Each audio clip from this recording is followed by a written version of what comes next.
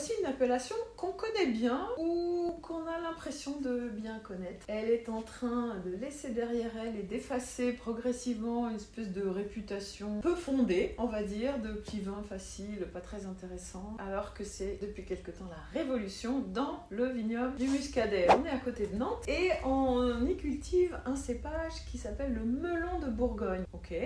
On est dans la Loire, pas en Bourgogne. Bon, c'est une petite chose à retenir, mais ça permet de s'en souvenir en tout cas. Et c'est un cépage qui donne des vins qui sont peu alcoolisés. Et ça, aujourd'hui, ça peut être quand même très intéressant. Regardez, la couleur très pâle, toujours très très pâle. Et il y a surtout, et c'est ça qui est merveilleux dans ces vins-là, c'est qu'on a cette fraîcheur en bouche qui est presque saline. On a vraiment un petit déroulé à partir du moment où le vin arrive en bouche. Et ça s'étire en longueur grâce à cette fine acidité et ça finit de manière très saline. Ça, c'est l'élevage sur lit. Ce sont les levures mortes qui restent en suspension, qu'on remet en suspension pendant la période d'élevage du vin et qui donnent cette impression-là. Ce sont des vins merveilleux à continuer de découvrir ou à redécouvrir parce que vraiment, personnellement, j'adore. Et surtout, à les savourer avec tout ce qui s'appelle poisson dans la grande famille des poissons, mais également des petits apéros, des petites tartes fines aux légumes, des choses finalement qui ont besoin de légèreté et de finesse, tout comme